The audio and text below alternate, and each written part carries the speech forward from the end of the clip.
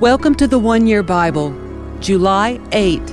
The Old Testament reading, 1 Chronicles chapter 5, verse 18, through chapter 6, verse 81. There were 44,760 capable warriors in the armies of Reuben, Gad, and the half-tribe of Manasseh.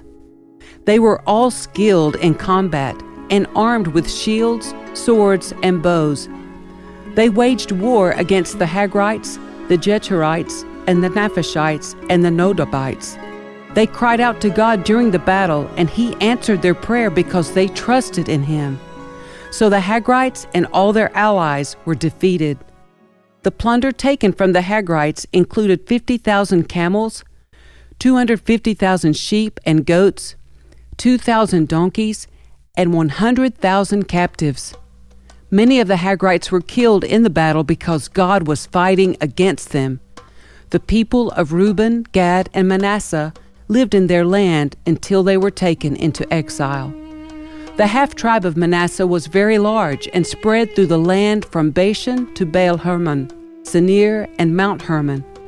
These were the leaders of their clans: Epher, Ishi, Eliel, Azriel, Jeremiah, Hodaviah, and Jadiel. These men had a great reputation as mighty warriors and leaders of their clans. But these tribes were unfaithful to the God of their ancestors. They worshipped the gods of the nations that God had destroyed. So the God of Israel caused King Pul of Assyria, also known as Tiglath-Pileser, to invade the land and take away the people of Reuben, Gad, and the half-tribe of Manasseh as captives. The Assyrians exiled them to Halah, Habor, Hara, and the Gozan River, where they remain to this day. The sons of Levi were Gershon, Kohath, and Merari. The descendants of Kohath included Amram, Itzar, Hebron, and Uzziel. The children of Amram were Aaron, Moses, and Miriam. The sons of Aaron were Nadab, Abihu, Eleazar, and Ithamar. Eleazar was the father of Phinehas. Phinehas was the father of Abishua. Abishua was the father of Buki. Buki was the father of Uzzi. Uzzi was the father of Zerahiah. Zerahiah was the father of Maraoth. Maraoth was the father of Amariah. Amariah was the father of Ahitub. Ahitub was the father of Zadok. Zadok was the father of Ahimaaz. Ahimaaz was the father of Azariah. Azariah was the father of Johanan. Johanan was the father of Azariah, the high priest at the temple built by Solomon in Jerusalem. Azariah was the father of Amariah. Amariah was the father of Ahitub. Ahitub was the father of Zadok. Zadok was the father of Shallum. Shallum was the father of Hilkiah. Hilkiah was the father of Azariah. Azariah was the father of Sariah. Sariah was the father of Jehozadak, who went into exile when the Lord sent the people of Judah and Jerusalem into captivity under Nebuchadnezzar. The sons of Levi were Gershon, Kohath, and Merari. The descendants of Gershon included Libni and Shimei. The descendants of Kohath included Amram, Itzar, Hebron, and Uzziel. The descendants of Merari included Mali and Mushi. The following were the Levite clans, listed according to their ancestral descent. The descendants of Gershon included Libni, Jahath, Zimnah, Joah, Edo, Zerah, and Jetheri. The descendants of Kohath included Aminadab, Korah, Asir, Elkanah, Abiasaph, Asir, Tahath, Uriel, Uzziah, and Shaul. The descendants of Elkanah included Amasai, Ahimoth, Elkanah, Zophai, Nahath, Eliab, Jeroham, Elkanah, and Samuel. The sons of Samuel were Joel, the older, and Abijah, the second. The descendants of Merari included Mahli, Libni, Shimei, Uzzah, Shimei, Haggiah, and Asaiah. David assigned the following men to lead the music at the house of the Lord after the ark was placed there. They ministered with music at the tabernacle until Solomon built the temple of the Lord in Jerusalem. They carried out their work, following all the regulations handed down to them. These are the men who served, along with their sons. Heman, the musician, was from the clan of Kohath. His genealogy was traced back through Joel, Samuel, Elkanah, Jehoram, Eliel, Toah, Zuph, Elkanah, Mahath, Amasa, Elkanah, Joel, Azariah, Zephaniah, Tahath, Asir, Abiasaph, Korah, Itzar, Kohath, Levi, and Israel. Heman's first assistant was Asaph, from the clan of Gershon. Asaph's genealogy was traced back through Berechiah, Shimea, Michael, Bahasiah, Melchijah, Ethni, Zerah, Adiah, Ethan, Zimnah, Shimei, Jahath, Gershon, and Levi. Heman's second assistant was Ethan, from the clan of Merari. Ethan's genealogy was traced back through Kishi, Abdi, Maluch, Hashabiah, Amaziah, Hilkiah, Amzi, Bani, Shemer, Mali, Mushi, Merari, and Levi. Their fellow Levites were appointed to various other tasks in the tabernacle, the house of God. Only Aaron and his descendants served as priests.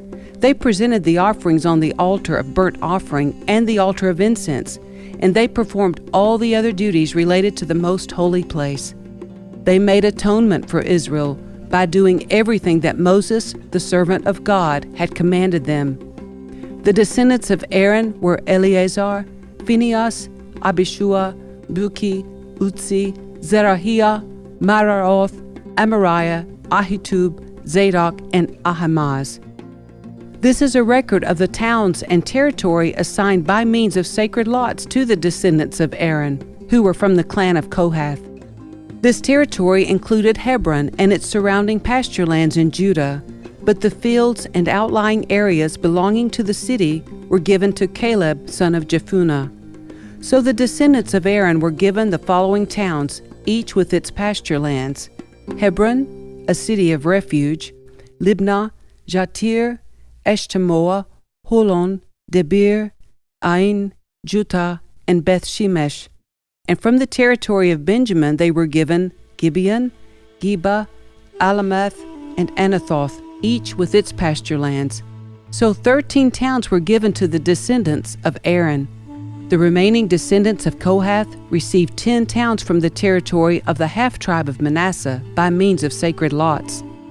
The descendants of Gershon received by sacred lots 13 towns from the territories of Issachar, Asher, Naphtali, and from the Bashan area of Manasseh, east of the Jordan.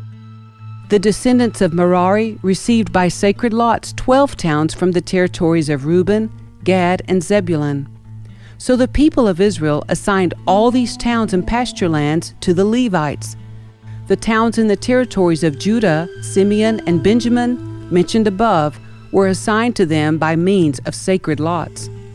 The descendants of Kohath were given the following towns from the territory of Ephraim, each with its pasture lands: Shechem, a city of refuge in the hill country of Ephraim; Gezer, Jokmeam, Beth-horon, Ajalon, and Gathrimmon. The remaining descendants of Kohath were assigned the towns of Aner, Belim, from the territory of the half-tribe of Manasseh, each with its pasture lands. The descendants of Gershon received the towns of Golan, in Bashan, and Ashtaroth, from the territory of the half-tribe of Manasseh, each with its pasture lands.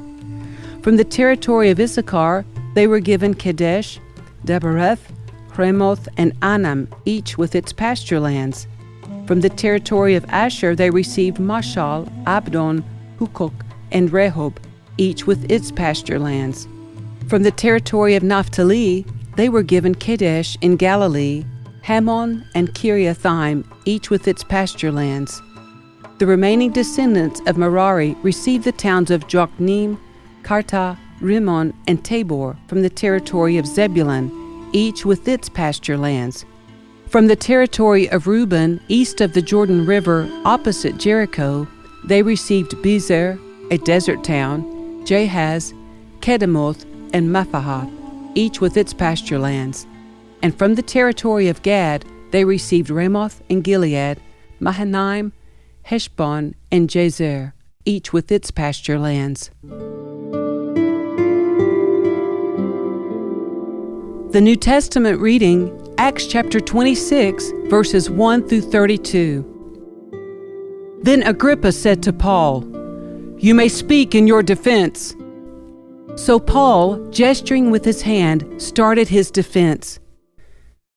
"I am fortunate, King Agrippa, that you are the one hearing my defense today against all these accusations made by the Jewish leaders. For I know you are an expert on all Jewish customs and controversies. Now please, listen to me patiently. As the Jewish leaders are well aware, I was given a thorough Jewish training from my earliest childhood among my own people and in Jerusalem. If they would admit it, they know that I have been a member of the Pharisees, the strictest sect of our religion. Now I am on trial because of my hope in the fulfillment of God's promise made to our ancestors. In fact, that is why the 12 tribes of Israel zealously worship God night and day, and they share the same hope I have. Yet, Your Majesty, they accuse me for having this hope.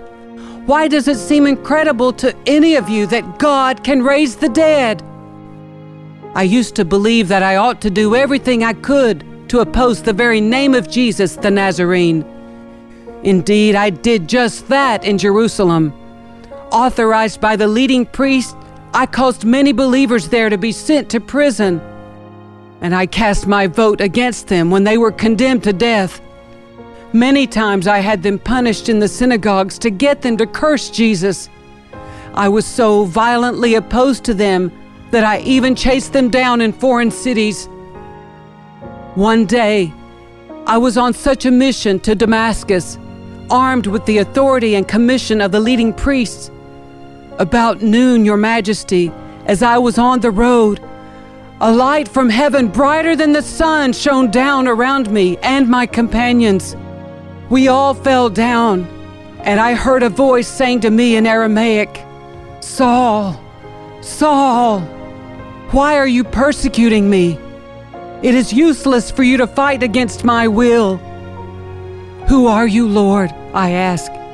And the Lord replied, "I am Jesus, the one you are persecuting. Now get to your feet, for I have appeared to you to appoint you as my servant and witness. Tell people that you have seen me, and tell them what I will show you in the future. And I will rescue you from both your own people and the Gentiles. Yes, I am sending you to the Gentiles to open their eyes so they may turn from darkness to light and from the power of Satan to God. Then they will receive forgiveness for their sins and be given a place among God's people who are set apart by faith in me." And so, King Agrippa, I obeyed that vision from heaven. I preached first to those in Damascus, then in Jerusalem and throughout all Judea, and also to the Gentiles, that all must repent of their sins and turn to God, and prove they have changed by the good things they do. Some Jews arrested me in the temple for preaching this, and they tried to kill me. But God has protected me right up to this present time, so I can testify to everyone, from the least to the greatest. I teach nothing except what the prophets and Moses said would happen, that the Messiah would suffer and be the first to rise from the dead, and in this way announce God's light to Jews and Gentiles alike." Suddenly Festus shouted, "Paul, you are insane! Too much study has made you crazy!" But Paul replied, "I am not insane, most excellent Festus. What I am saying is the sober truth, and King Agrippa knows about these things. I speak boldly, for I am sure these events are all familiar to him, for they were not done in a corner. King Agrippa, do you believe the prophets? I know you do." Agrippa interrupted him. "Do you think you can persuade me to become a Christian so quickly?" Paul replied, "Whether quickly or not, I pray to God that both you and everyone here in this audience might become the same as I am, except for these chains." Then the king, the governor, Bernice and all the others stood and left. As they went out, they talked it over and agreed, "This man hasn't done anything to deserve death or imprisonment." And Agrippa said to Festus, "He could have been set free if he hadn't appealed to Caesar."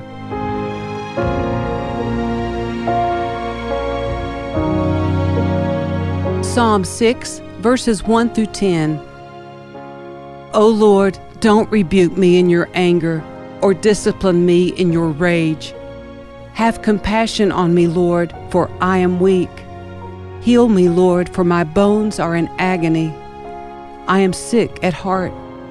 How long, O Lord, until you restore me? Return, O Lord, and rescue me. Save me because of your unfailing love. For the dead do not remember you.